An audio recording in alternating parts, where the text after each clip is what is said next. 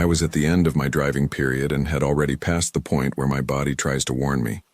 Cold coffee in the cup holder, my eyes burning, the tachograph clock reminding me that I had to stop soon, or I would exceed the limit.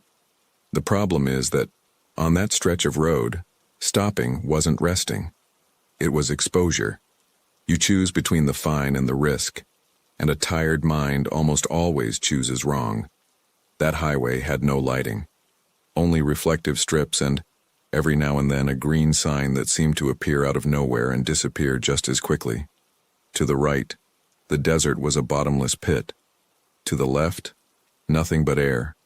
The truck's headlights were my entire world, and anything outside of them seemed not to exist. That's why the sedan with its doors open looked like a scene from my own movie. It wasn't just strange, it was placed there to be seen. I thought of a flat tire, an electrical failure, someone who had lost their sense of distance. I also thought of the stories you hear in impound lots, stories that begin with a simple sentence and end with someone disappearing. I tried to laugh at myself, but my throat wouldn't obey. I was 40 miles from any town when I saw the first thing that didn't fit the night. The state highway cut through the West Texas desert, and I was driving my Freightliner, carrying a load of appliances to a warehouse near Lubbock. It was 1:17 a.m., no cell phone signal, radio only static, and the kind of wind that makes the truck feel like a boat. On the right shoulder of the road, near an unnamed exit, there was an old sedan with its doors open and interior lights on. Next to it, a woman stood with her back to the camera, wearing an oversized light-colored coat, her dark hair covering half her face. She raised an arm in a short, unhurried gesture. It didn't seem like desperation. It seemed like an invitation. I reflexively slowed down and opened the window slightly. As I passed, I caught a glimpse of her profile for a second. Her skin was too pale, her eyes wide open, her expression neutral as if she were rehearsing. I kept going. I didn't stop. 5 minutes later, I found a pickup truck across my left shoulder, hood open, hazard lights flashing. A man was waving with both arms, genuinely desperate. I pulled over further ahead, let the engine idle, and got out with my flashlight. He stopped about 2 meters from me, trembling. He showed me his dead cell phone. He pointed behind him, into the darkness. I only caught bits of what he was saying because of the wind, but I understood enough. The woman was bait. There were men hiding, waiting for whoever stopped. I looked at the open hood of the pickup truck and felt a chill worse than the cold. The engine was too clean, no smoke, no smell of oil. Seen. Even so, the man showed me his bruised wrist, marked by fingers. This wasn't acting. He had been beaten to stay there. I quickly returned to the cabin and locked the doors. He stayed outside near the truck, looking back as if expecting someone to emerge from the desert. And that's exactly what happened. When I saw the stains on her hands, my mind tried to find an innocent explanation. Motor oil, damp dirt, anything. But the stains weren't just on her fingers, they were on her wrists, as if she had washed her hands in a hurry and still hadn't managed to remove them. And her light-colored coat had a darkened band of dust, as if she had walked on her knees somewhere. She didn't scream. She didn't run. She didn't make the desperate gesture of someone abandoned. She simply repeated the signal patiently, as if she knew that the road and her conscience would do the rest. The kind of calm you see in someone who has done the same thing many times. The moment I accelerated, I felt the truck take a while to respond. That split second was enough for me to imagine a door being pulled open, a rock being thrown, a gunshot. Nothing happened, but I didn't have the courage to look around. I just kept going, gripping the steering wheel too tightly until my hands ached. The woman appeared on the shoulder of the road, walking slowly, her light-colored coat billowing. When she came into the beam of my headlights, I saw dark stains on her hands, like oil or dried blood. She stopped and raised her palm, a gesture of calm. Then she pointed at me and behind her, insistently, as if she wanted me to turn back. At the edge of the lighthouse, shadows shifted. 2, maybe 3. A fleeting metallic glint. I didn't negotiate. I floored it and drove off with the truck pulling heavily, the trailer shaking on the shoulder. In the rearview mirror, I saw the men suddenly appear and head towards the pickup truck. I saw the man run inside, but I saw nothing more than darkness and dust. The guilt came soon after, heavy, as if the burden had risen to my throat. I searched for a signal. Nothing. Radio. Nothing. I needed to warn someone. 20 minutes later, I found an empty rest area with an old payphone. It still worked. I called 911 and gave an approximate location, the unnamed exit, the pickup truck with its hood open, the woman in the light-colored coat, the men hiding. The operator made me repeat distances and license plates, and I did my best. When I hung up, I didn't feel safe. I just felt less useless. I got back on the highway to get out of that lane as quickly as possible. And then I saw the headlights behind me. A sedan pulled up behind me, headlights on high beam with no intention of overtaking. I changed lanes to give it space. It changed lanes too. I accelerated. It accelerated. I braked lightly. It kept its distance like a trained shadow. When he pulled slightly to the left, I saw the driver, a man in a cap, stiff jaw, looking at me and not at the road. In the passenger seat, a clear, motionless figure. A coat. Dark hair. It was her. My stomach sank. The message was simple. I had escaped the first act, but I was still in the script. The sedan flashed its headlights 3 times, paused, then 3 more, as if it were a code to make me stop. The sedan behind me seemed to know my reactions. When I maintained a constant speed, it closed in. When I tried to gain distance, it accelerated. When I thought about pulling over to let it pass, it blocked the idea by staying in the same position, as if it wanted to trap me in that rhythm. It was a simple game to tire me out, to confuse me, to push me into a quick decision. I also noticed something else. There were no other cars. None. If I stopped, there would be no witnesses, no distant honking, no one to record it. I was a lone dot on a dark line, and the way they were positioned, it wasn't to steal cargo and drive away. It was to control the situation. When I turned toward the dirt pull-off, dust covered the windshield, and for a second, I lost my vision. I only felt the truck sway and the trailer trying to push me out. If I made a mistake, I'd roll over. And yet that choice seemed better than slowing down on the road with the sedan right behind me. I kept the truck steady and searched, in the dark, for the first illuminated thing that wasn't a lost exit. The next sign promised a low overpass, and after that, a maintenance area. I didn't want to get out anywhere, but I also wasn't going to drive forever with that car stuck to the road. When the overpass arrived, I accelerated to avoid losing momentum, and, just past the shadow of the concrete, I steered the truck into a dirt service bay, one of those with a chain and padlock. The dust exploded, the cab shook, but I stopped with the front facing the highway, engine running, ready to go back. The sedan drove straight past and braked further ahead. It reversed. It stopped at the edge. The doors opened. 2 men got out. The woman got out last, slowly, as if she wanted to be seen. One of them went to the chain and opened it easily. That's when I understood the worst. This wasn't improvised. They knew exactly where I would go. They were pushing me towards that earthen opening. One of the men held up a dark object in his hand. I didn't need to imagine it. I crouched down in the cabin, grabbed the radio microphone purely on instinct, and turned the knob one more time, out of stubbornness. And the radio hissed. A distant voice pierced the static, short, like someone sweeping a canal. I pressed the microphone and spoke my coordinates as best I could, describing the overpass, the recess with the open current, the sedan behind. I didn't ask for heroism. I asked for light. The reaction was immediate. Outside, the woman tilted her head, irritated, like someone who had lost control of the theater. The man in the cap looked at the highway. The 2 hurried as if time had run out. On the horizon, tall, wide truck headlights appeared. One, then another, as if someone had warned a group.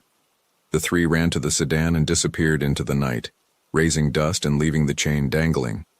When the trucks arrived, 2 drivers got out with flashlights and stayed with me until the sirens came on.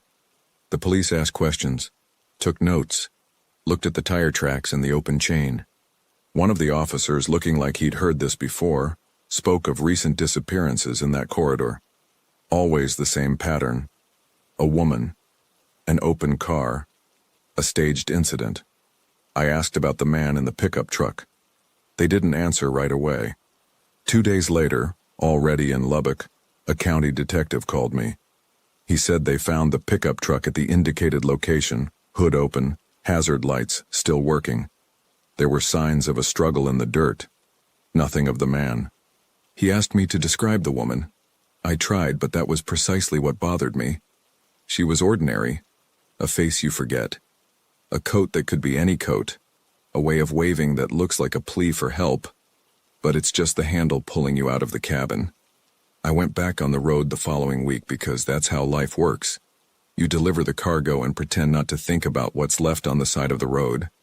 But ever since that night, every time I see someone stopped in the dark, I get a taste of metal in my mouth. And I think about the detail that haunts me the most. When I saw the light-colored coat on the passenger seat, she wasn't looking at me. She was looking straight ahead, calm, as if she already knew that another truck driver, on another night, would believe they were doing the right thing. Since then, I've changed my habits.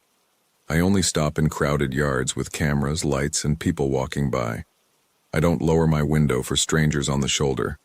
I write down the license plate, the time, and mark it in my notebook as if it were still possible to go back in time and correct it. Even so, sometimes in the reflection of the side mirror, I think I see a light-colored coat standing on the white line, motionless, waiting. And the worst part is this. My tired brain always wants to believe it's just someone asking for help. I know it's fear playing with shadows, but I also know that that woman seemed made to be forgotten. If I forget, she wins. So I remember even when it hurts. And I keep going because stopping in the wrong place could be the last delivery. Not every request is real, you know. If you're enjoying these chilling stories, don't forget to like and subscribe to the channel. Turn on notifications so you don't miss any more terrifying tales to come. Now, get ready for another journey down dark and mysterious roads. I was a little over 150 miles from Cheyenne when the clock on the dashboard read 2:17 a.m. and I-80 turned into a tunnel of wind and asphalt. Trailer sealed, load of appliances, tight deadline. I had driven that stretch so many times that I recognized the normal by the silence. And that night the silence was wrong. There were no other trucks. Not a single pair of red lights on the horizon. No radio crackling on Channel 19. Just the engine pulling steadily and the wind pounding against the cargo bed like a fingernail on metal. I'd left a truck stop near Laramie with bad coffee and a heavy head, but not enough to make the classic mistake of driving on autopilot. I always do the same ritual when I pull into a truck in the middle of the night like that. I check the security seal, close the side curtains so I don't become a shop window, leave the flashlight and cell phone in the same place, and keep the spare key in my pocket, not in the cab. It's a habit, but habits save lives. The first thing that made me hold my breath was a dark sedan on the shoulder of the road, its hazard lights flashing slowly, and the driver's door open towards the road. A broken-down car doesn't leave its door open like that. Either it's carelessness on the part of someone in a panic or it's a trap. When I saw the sedan, I also noticed a detail that almost no one notices. There was no dirt kicked up behind it, no new dust on the shoulder of the road. It looked like the car had been there for a short time, positioned, not abandoned. And when the van pulled up alongside, I saw that it didn't sway like someone distracted. It was firm, steady, as if the driver had the hands of someone who practices. When my headlights swept across the shoulder of the road, I saw her. A woman, light coat, hair tied back, standing near the white line, motionless. She didn't wave, didn't run, didn't ask. She just stared at the booth as if she were checking a license plate. I drove straight past. I kept the truck in the center of the lane and felt the back of my neck go cold the instant the light hit her face. There was no fear there. There was calm. A trained calm of someone who expects the other person to react. 2 minutes later, a headlight appeared in the rearview mirror and grew larger quickly. It was a white van, no logo, headlights too bright. It stuck to my rear as if it were measuring the speed of the trailer. I was going 62 mph. The van stayed close. I shifted slightly, accelerated a little, slowed down a bit. It followed like a shadow. I tried to start a conversation on the radio just to test it. No response. The device clicked and died, as if someone had cut the frequency.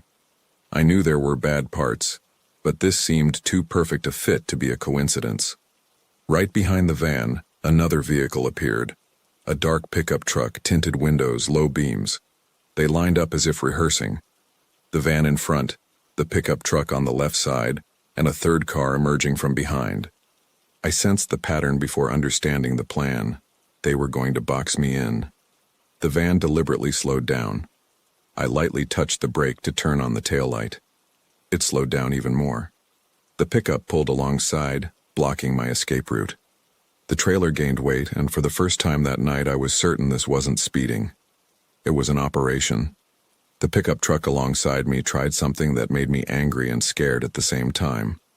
It swerved slightly inward just to make me react. I didn't react. I held my line and let the trailer take the space it deserved. If I turned the steering wheel, I'd be in the headlines. That's exactly what they wanted. A scare, a sudden correction, a pretext to stop and help. For a few seconds, the third car I had seen behind me turned off its headlights. I saw darkness where there should have been light and understood that someone was trying to approach through my blind spot. The idea was simple.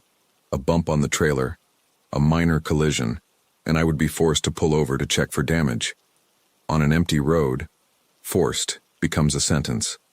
I kept the vehicle steady, as if I were holding the truck by the neck.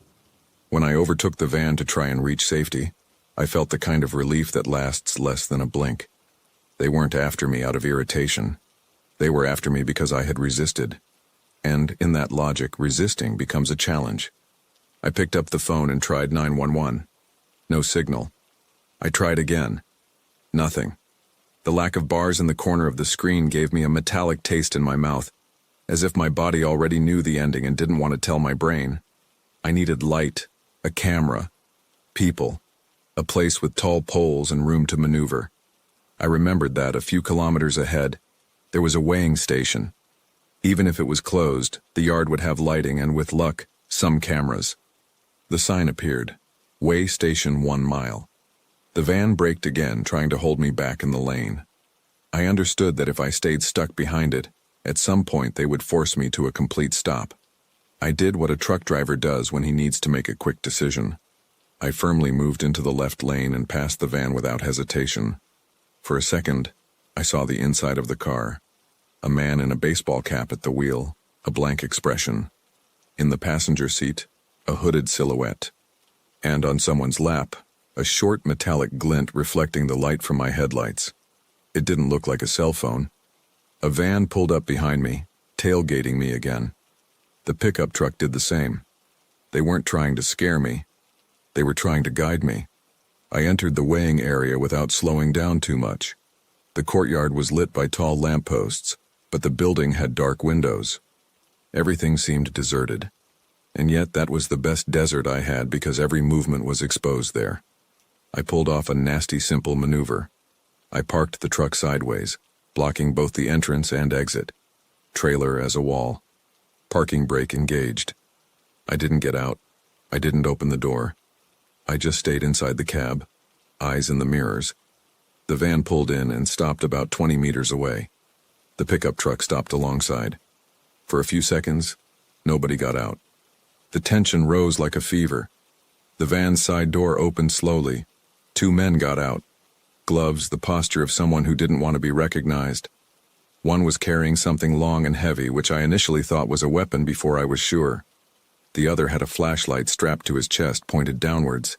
And then I saw the woman from the side of the road. She got out from beside the pickup truck as if she'd always belonged to that group. The same light coat. The same hair tied back. The same calm demeanor. She looked at my truck as if confirming an address. At that moment, my head clicked into place what I didn't want to admit.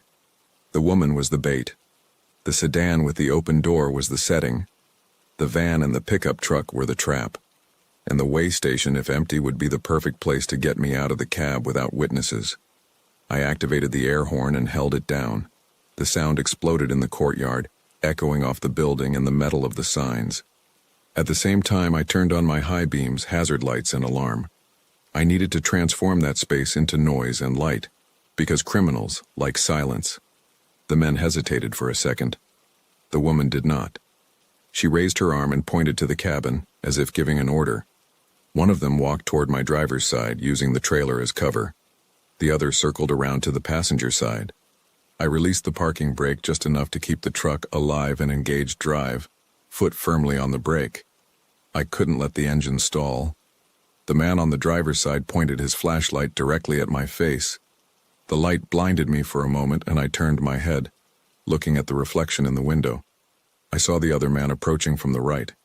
His objective was clear: to get me out of the cabin. That's when a light went on in the weighing station building. A door opened. A figure appeared, small in the distance, but real. Someone had heard the horn. Someone had seen the lights. The figure stood still and held up a telephone. The woman's composure finally cracked. She made a short gesture, and the two men stepped back. But before they fully returned, the man closest to me pointed what he was holding at the front tire of my truck. I understood immediately. If he blew the tire, I would be stuck there, unstable, trapped. I didn't wait for the next move. I released the parking brake completely and accelerated, pulling the steering wheel to get out of that tight spot at an angle that only made sense to someone who had already maneuvered heavily in a tight yard. The truck shook, the trailer scraped the curb, and I heard a crack that could have been a gunshot or metal hitting metal. I only felt the mass react. The van tried to block my exit, but it was poorly positioned. I passed within a few feet of it and saw the van's hood sway from the air displacement of my trailer. The pickup honked, and a flash came from the side, but I was already leaving. I pulled out of the yard and back onto the highway, keeping the truck steady and making as much light and noise as I could. Flashing high beams, intermittent horn blaring, hazard lights on. I needed any oncoming car to realize something was wrong. A few minutes later, the cell phone signal returned. My phone beeped as if waking up. I called 911 and described the white van with no logo, the dark pickup truck, the woman in the light coat, and the approximate location. I didn't stop. I drove to the next open gas station with lights in movement. The van and the pickup truck followed me for a while longer and then disappeared. It wasn't a desperate escape. It was a decision. They were retreating because there were witnesses, because there was a recorded call, because there was a chance of a camera. When I finally pulled over to the gas station parking lot, I stood there for a few seconds, unable to let go of the steering wheel. Only then did I realize that my hands were really shaking, as if I had been cold. The police car arrived later, and I told them everything without embellishing a single detail. The officer looked at me with a weariness that was no surprise. He said there had been reports of breakdowns and assistance needed in empty stretches of road, and that some truck drivers had lost their cargo. One hadn't returned home. He didn't mention the name, but the silence completed the story. I slept in the gas station's yard with the door locked, the engine off, and the feeling that there was still a white headlight in my mirror. And since that night, every time I see a car stopped on the side of the road with the door open, I don't see someone needing help. I see a test. Because I learned the hard way. Sometimes, danger on the road doesn't chase you. It stands still, waiting for you to choose to stop. The rest stop sign blinked like a tired eye in the middle of nowhere. Lone Star Travel Plaza. But the A was faded, and the rest trembled in the hot Texas wind. It was 2:13 in the morning. I-10 had already become a soulless black line, and I was hauling 40,000 pounds of cargo with my Freightliner. I'd been through too much to believe in gut feelings. But that night, my body spoke first.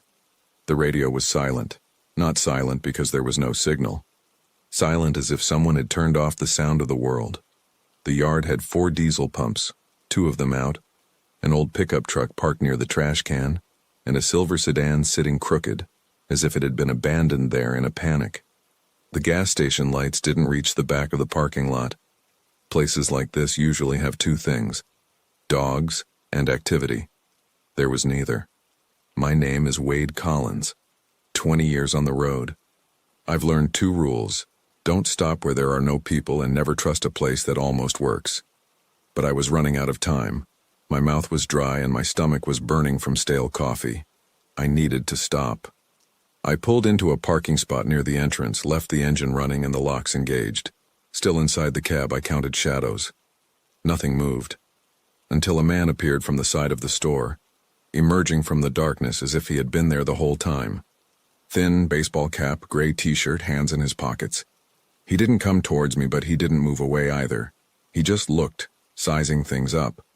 I went downstairs with a small blade in my leg pocket. It's not a weapon. It's a tool. But tools can also cut. On the door, I saw tape stuck to the glass. Bathroom out of service. Another note inside. Cameras down. Sorry. I laughed humorlessly. Inside, the shelves were half empty and the music was soft and distant. Behind the counter, a woman in her 50s with her hair tied back and deep dark circles under her eyes was working at the cash register without looking at me.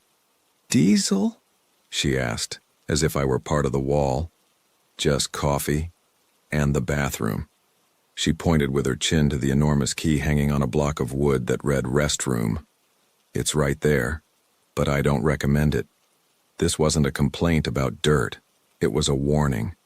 "And the cameras?" I asked. She glanced at me quickly and looked away. "The storm knocked it down, that's too quick an answer." I grabbed my coffee and went to the back hallway. The fluorescent light flickered, buzzing loudly. 2 doors. Men and women. The men's door had kick marks near the doorknob. I opened it slowly. The bathroom was almost dark, only a red emergency light casting a shadow over everything, like raw meat. The smell hit me. Ammonia, metal, and something sweet, rotten. On the floor, dried blood. A thin trail that disappeared behind the partition of the last stall. My first instinct was to leave and pretend I'd never been in there. But near the trash can there was a cheap earring with a small blue stone. Recent. And then came the sound. 3 faint knocks from the last stall. I froze. More urgent beats. A female voice muffled, trying not to cry. "Hey, please, don't go away." My skin crawled. "Who's there?" I asked quietly. I'm trapped. They'll be back. Please." They. Plural. It filled the bathroom like smoke. I pulled out my phone, no signal, not a single bar, just a useless glow in my hand. "Listen," I said, choosing my words carefully. "I'm going out and calling the police. Stay here." "No," she almost choked. "Don't talk to the cashier. She knows. She rats people out." I felt my heart pounding in my neck. "What's going on here?"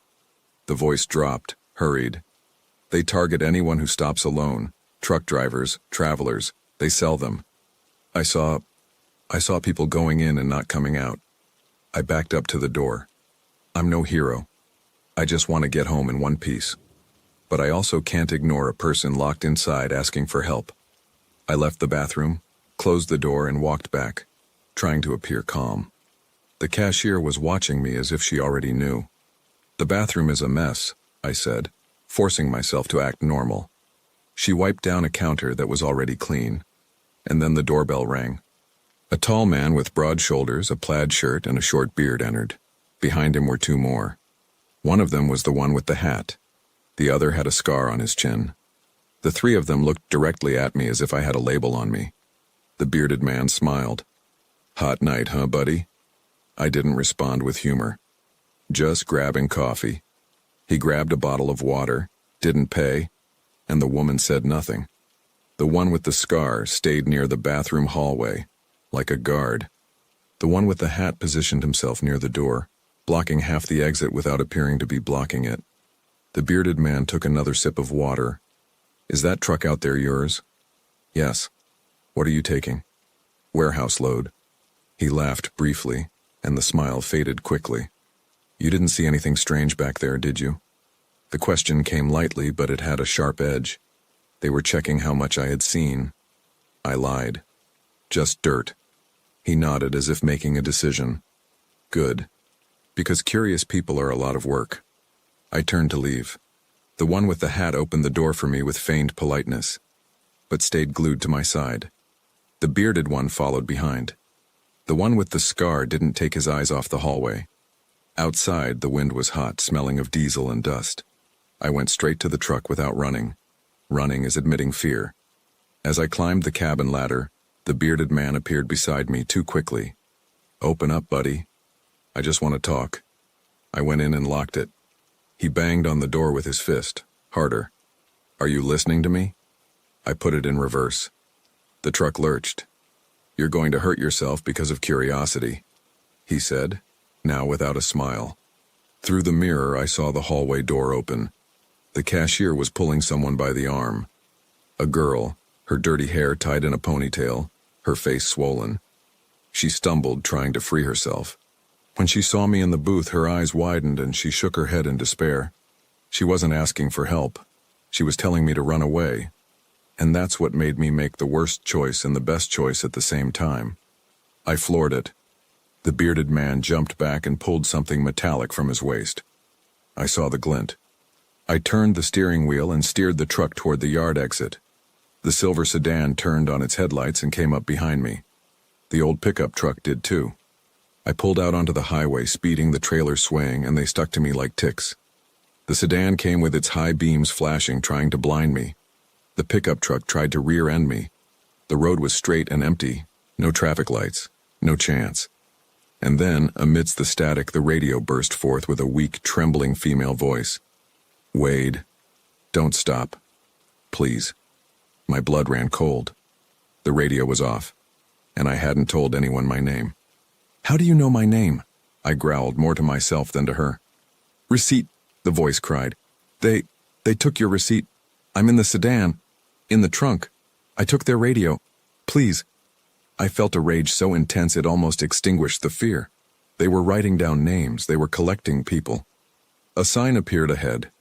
Rest Area 1 MI. Distant lights. A place where there might be someone. I signaled and pulled the truck toward the entrance.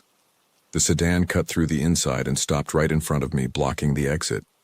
The pickup truck came from behind and stopped, blocking the exit.